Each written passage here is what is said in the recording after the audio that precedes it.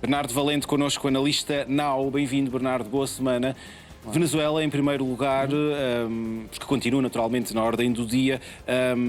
Negligência política agrava o resultado desta catástrofe? Bom dia, Jerónimo. Sim, claro que sim. Negligência política, claro, deste regime de Delcy Rodrigues, que no fundo não é mais do que uma substituição do regime de Nicolás Maduro, uma vez que Delcy Rodrigues era a número 2 de Nicolás Maduro e agora neste momento conseguiu mudar um pouco, ou seja, deixou de ser aquela líder mais marxista guerrilheira e passou para uma tecnocrata. Presidente interina até quando? Pois, essa é a grande questão. Ou seja, neste momento temos aqui dois futuros possíveis para a Venezuela e para Delcy Rodrigues. Por um lado, estes sismos fazem com que Delcy Rodrigues tenha a capacidade de ser interina ad eterno. Ou seja, vão estar agora num momento de recuperação económica. Um momento de recuperação económica que vai implicar, obviamente, apoio financeiro estrangeiro.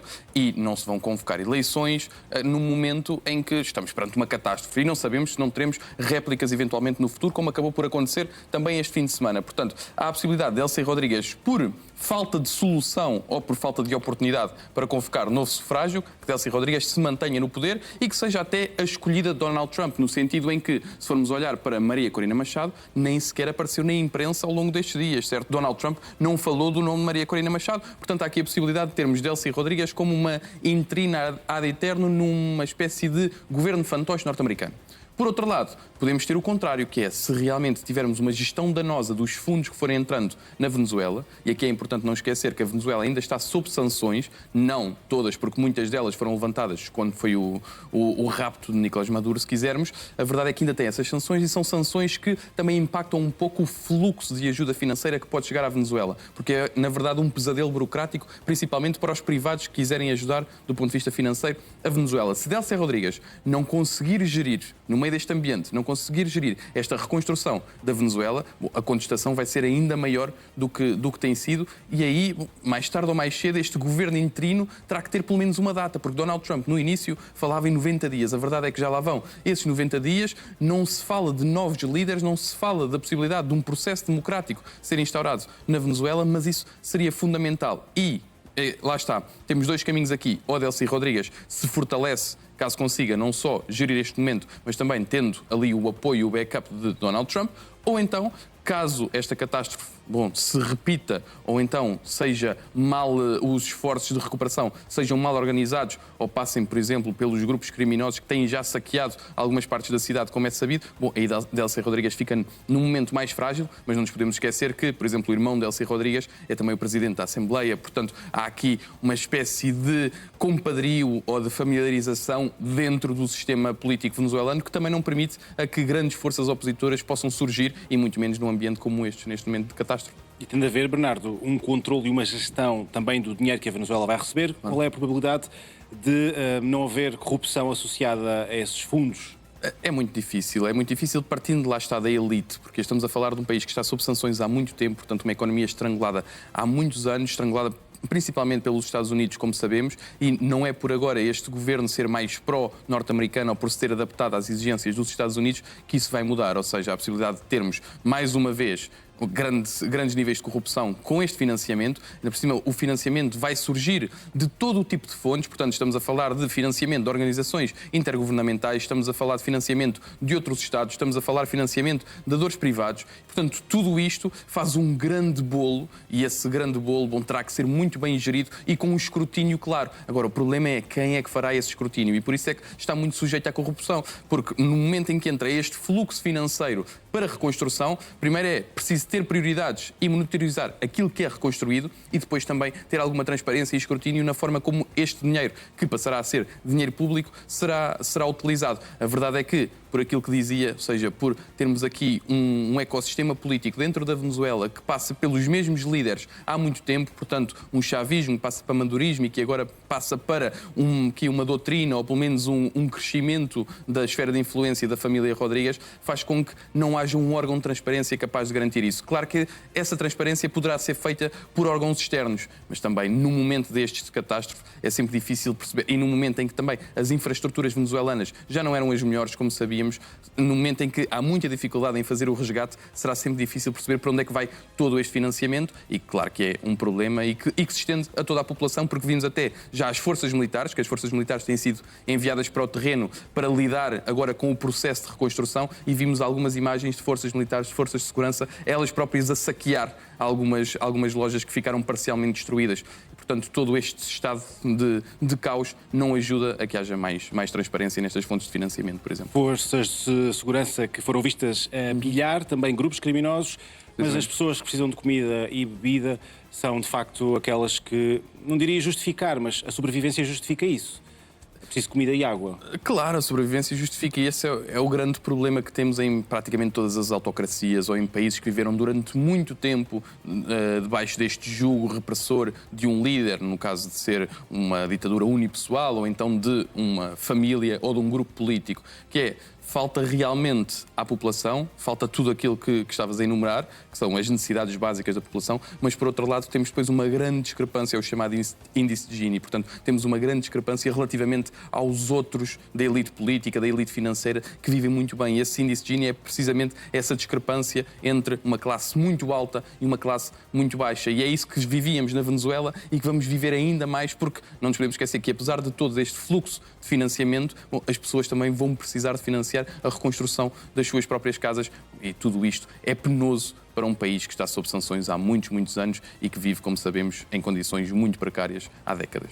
Falaste da líder da oposição, Corina Machado, que não é vista aqui, mas que já reagiu, diz que é hora de regressar ao seu país, mas também saberá que estar na catástrofe agora, que ganhos teria políticos?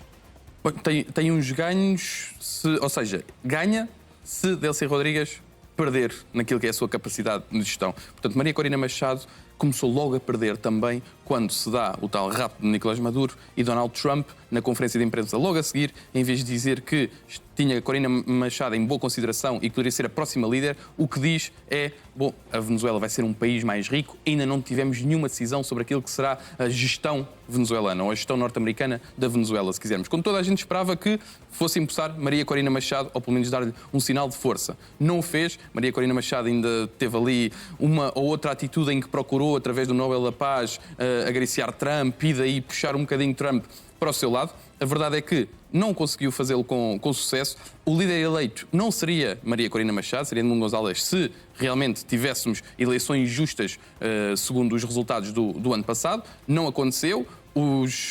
Quem vigia as eleições do ponto de vista internacional disse que ele seria o líder legítimo e não Maria Corina Machado, naturalmente, nem sequer Nicolás Maduro. A verdade é que isto não aconteceu e, portanto, neste momento temos Maria Corina Machado de fora a tentar procurar a legitimidade interna, não tendo essa legitimidade interna e não tendo legitimidade externa também, porque Donald Trump tirou-lhe o tapete. Temos Delcy Rodrigues, que fez todo um caminho camaleónico de líder guerrilheira marxista, de uma família marxista, e tecnocrata, agora formada nas melhores universidades do mundo e que se adaptou a este regime fantoche que os Estados Unidos procuram impor. Portanto, há aqui a possibilidade de termos uma Venezuela, dependendo da gestão, lá está, desta catástrofe, há a possibilidade de termos uma Venezuela semelhante àquilo que foi Porto Rico. Portanto, termos aqui quase um novo Estado, mas um novo Estado que depois não tem capacidade, por exemplo, para votar nos órgãos norte-americanos, mas que seja, de facto, assim, uma espécie de protetorado norte-americano. E Donald Trump parece estar muito confortável com esta liderança. E até parece estar muito confortável com esta liderança, porque esta liderança tem sido capaz de uma coisa, que é, nos primeiros 2 meses, Donald Trump disse que teríamos aqui um boom da economia venezuelana, porque as empresas norte-americanas do setor petrolífero iam entrar na Venezuela e, ao entrarem na Venezuela, iam conseguir então trazer aqui um rejuvenescimento da economia venezuelana. As empresas norte-americanas, nesses primeiros 2 meses, disseram imediatamente: nós não vamos entrar porque o risco é enorme. Não só o petróleo é muito difícil de refinar e, portanto, precisavam de novas infraestruturas. Para além disso, havia o risco de termos aqui uma espécie de decadência ou degeneração política em que tínhamos vários grupos armados a lutar pelo poder, entre eles os grupos maduristas. A verdade é que as empresas não entraram. No entanto, Delcy Rodrigues, nos últimos 3, 4 meses, tem tido a capacidade de dar confiança não só a essas empresas norte-americanas que têm agora paulatinamente entrado no território para explorar esse petróleo que precisa de investimento a nível infraestrutural e agora vai precisar ainda mais porque algumas dessas infraestruturas, naturalmente, ficaram danificadas horas depois do sismo, mas para além disso também tem dado espaço a que outras empresas europeias entrem nesse setor e, portanto, havia aqui uma esperança do mercado petrolífero que fizesse rejuvenescer realmente a economia venezuelana, e isto muito com a ajuda de Delcy Rodríguez, ou melhor, com a ajuda de Delcy Rodríguez sempre com o apoio ou com o aval da administração de Trump por trás. Não vai abrir nunca mão do petróleo venezuelano? Será difícil, porque primeiro era preciso que a Venezuela tivesse capacidade de explorar esse petróleo. Depois era preciso que não tivessem sobre a esfera de influência chinesa. Porque o grande problema é, se não forem os Estados Unidos neste momento a explorarem, e isto pensando apenas do ponto de vista geopolítico e geoestratégico norte-americano, se não forem os Estados Unidos a explorarem aquele petróleo, quem o vai explorar é a China. Isso é o pior pesadelo dos Estados Unidos neste momento, ainda por cima, mesmo no seu quintal. Portanto, aquilo que é chamada doutrina Monroe, que Donald Trump adaptou para a doutrina Donroe. Portanto, isto seria perigosíssimo para os interesses económicos e energéticos, principalmente agora que também temos este bloqueio no Estreito de Hormuz e toda a confusão no mercado energético a nível global. Seria perigoso, seria danoso para os interesses norte-americanos ter a China ali novamente a explorar o mercado petrolífero venezuelano. E, para além disso, Donald Trump, como falava das empresas europeias, Donald Trump agora recebe uma espécie de comissão caso as empresas europeias explorem o petróleo venezuelano. Falamos da guerra no Médio Oriente, apanho a boleia precisamente para atualizar a informação com a admissão por parte dos Estados Unidos e do Irão de que não haverá para já qualquer ação militar, depois dos incidentes registrados nos últimos dias perto do Estreito de Hormuz. Um responsável da administração de Trump diz que as embarcações podem livremente voltar a circular pelo Estreito de Hormuz. Washington e Teherão têm previsto novo acordo para amanhã em Doha, no Catar, para dar continuidade às negociações. Entendimento que continua a ser considerado muito frágil, sobretudo depois da troca de ataques entre os dois países nos últimos dias, depois de um cargueiro ter atravessado o Estreito de Hormuz e ter sido atingido pelo Irão. Também é um tema, Bernardo Valente, que merece a nossa análise. Que suspensão de ataques é esta entre Irão e Estados Unidos para abrir caminho para a reunião amanhã no Catar? Jerónimo, há quanto tempo é que ouvimos falar de sucessivos cessar-fogo, de memorandos de entendimento, de acordos que depois nunca o são? Falamos agora quase 50 vezes que Donald Trump disse que estava quase resolvido o problema do Estreito de Hormuz. Qual é o problema neste momento do Estreito de Hormuz? E aqui vamos ignorar todas as outras dimensões de análise, que seria o programa nuclear iraniano, que seria a questão israelita no Líbano. Vamos apenas e só ao Estreito de Hormuz. Grandes problemas. Há 3 rotas neste momento possíveis no Estreito de Hormuz. Uma das rotas passa por trás da ilha de Larak, portanto muito perto de Badr Abbas, que é o grande centro da Guarda Revolucionária Iraniana junto da costa. E, portanto, essa trajetória é mais próxima do Irão e também é o que faz adivinhar que haja tal cobrança de portagem. Depois temos, mais a sul, uma passagem junto de Damit, portanto uma ilha de Oman, que são águas de Oman, e que foi aí o último ataque iraniano, e por isso é que é pernicioso, porque não é apenas em águas internacionais, são em águas de Oman. E depois temos uma zona de águas internacionais que é no meio, portanto, nem tanto a norte junto ao Irão, nem tanto a sul junto ao Oman, passa exatamente no meio, são cerca de 6 km, 3 km para cada lado. O problema é que são esses 6 km, em princípio, que estão com as minas que se vem falando que o Irão tem lá colocadas no Estreito de Hormuz, e que até tivemos uma frota japonesa a solidarizar-se agora com a causa do multilateralismo para a paz de Hormuz, e então ofereceram-se também a serem eles a fazerem essa desminagem, digamos assim. Portanto, temos estas 3 rotas. O Irão domina claramente uma rota que é a que passa mais próximo da sua costa, em Larak. Depois temos a das águas internacionais, que tem as minas, e depois temos a de Oman. E a de Oman seria aqui o porto seguro para a passagem de muitos destes navios. O problema é que o Irão começou a atacar junto ao Oman também. Então agora, de repente, não temos nenhuma rota possível, nem sequer a das águas internacionais, nem das águas de Oman, que seja possível então para os navios fazerem este fluxo que se previa que fosse agora cada vez mais aberto, não é? Que se previa que cada vez mais tivéssemos não só mais países, mas também mais empresas a fazerem este fluxo, o que parece agora impossibilitado, porque estas 3 rotas estão também elas minadas, ou estão também impossibilitadas, ou pela cobrança de portagem, ou pelas minas, ou então agora por ataques sucessivos do Irão. O que os Estados Unidos vão querer fazer neste momento é, primeiro, trazer também Oman para a mesa de negociações, porque é fundamental, não só os seus parceiros mais claros do Golfo Pérsico, como sabemos, a Arábia Saudita, o Bahrein, por aí fora, que são fundamentais também para garantir a subsistência petrolífera do mundo, porque com o Estreito de Hormuz bloqueado, temos os oleodutos ou os gasodutos, portanto, principalmente o leste-oeste, que tem garantido esse abastecimento com este falhanço das negociações de Hormuz, é o leste-oeste que tem garantido esse financiamento pela Arábia Saudita.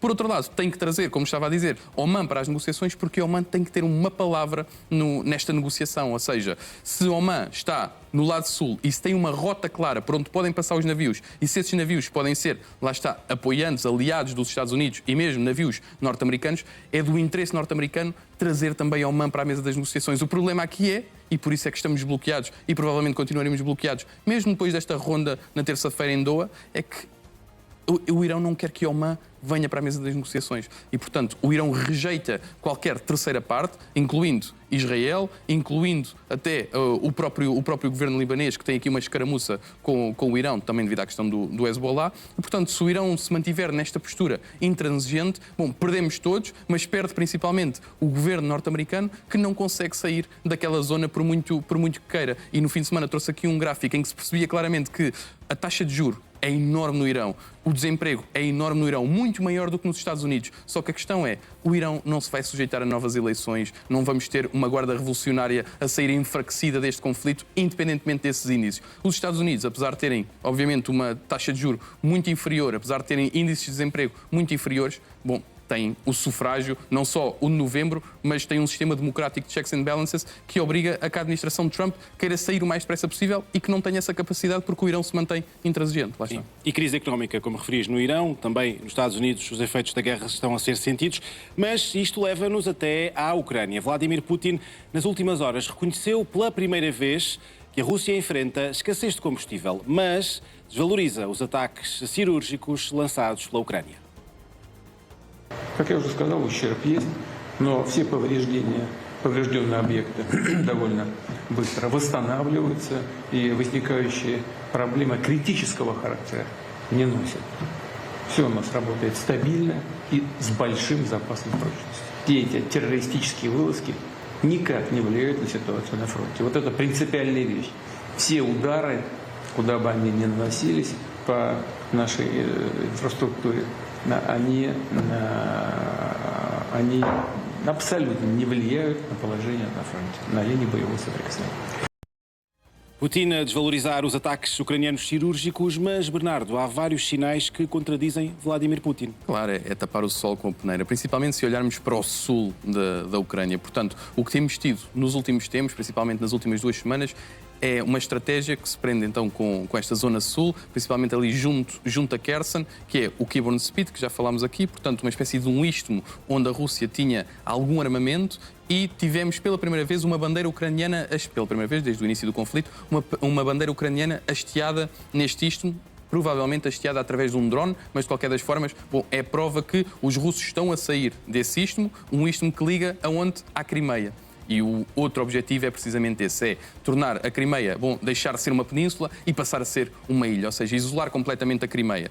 Isto tem aqui uma vantagem para a Ucrânia, tem também algo que pode ser prejudicial. Ou seja, a vantagem coloca claramente todas as cadeias logísticas que fornecem o esforço de guerra russo, principalmente na questão da ocupação efetiva da Crimeia, bom, ficam danificadas. Sem dúvida, é isso que tem acontecido. Portanto, as pontes têm sido atacadas, as refinarias e as centrais de combustível também têm sido atacadas na Crimeia. Portanto, neste momento, há um racionamento elétrico e de combustível na Crimeia, e essa é a parte positiva, porque também fragiliza aqui aquilo que é a presença russa no território.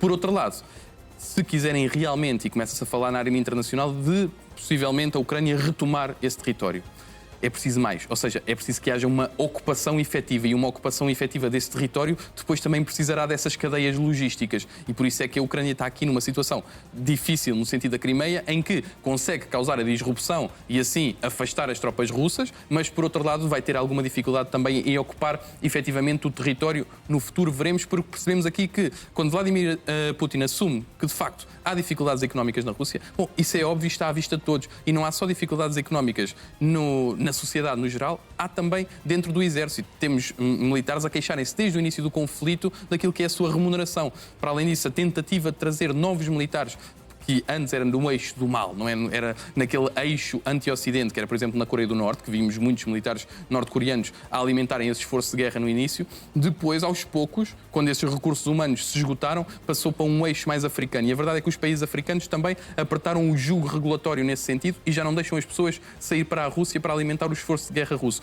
E, portanto, há aqui claramente também uma dependência ou uma necessidade de recursos humanos do lado russo. Para além disso, os ataques de Iskanders russos têm sido parados também pelas baterias antiaéreas ucranianas, e tudo isto é positivo para a Ucrânia, sabendo que há aqui algo que pode ser prejudicial ou que pelo menos vindo da Europa dá sinais de poder magoar um bocadinho o esforço de guerra ucraniano. E está dividido principalmente em dois fatores. O primeiro é um novo conflito histórico, do ponto de vista do contexto histórico, entre Polónia e Ucrânia, principalmente devido à frente insurgente ucraniana, que defendeu a Ucrânia das forças soviéticas na altura da Segunda Guerra Mundial, mas que cometeu genocídios na Polónia, em vilas que hoje pertencem à Ucrânia, mas que tinham população polaca. Este é o primeiro facto e o primeiro fator, e por isso é que Zelensky não se deslocou à Polónia a semana passada. Para além disso, há aqui um problema relativamente ao estatuto de refugiado de guerra ucraniano, e portanto há a possibilidade de agora em 2027, 2028, termos esse estatuto de refugiado de pessoas que estão em idade de guerra a ser cancelado, e portanto podemos ter essas pessoas ou a ficarem cá com o estatuto ilegal ou então a voltarem para o esforço de guerra ucraniano, que será penoso também para essas pessoas, claro. Bernardo Valente, especialista na AU. Obrigado, boa semana. Obrigado.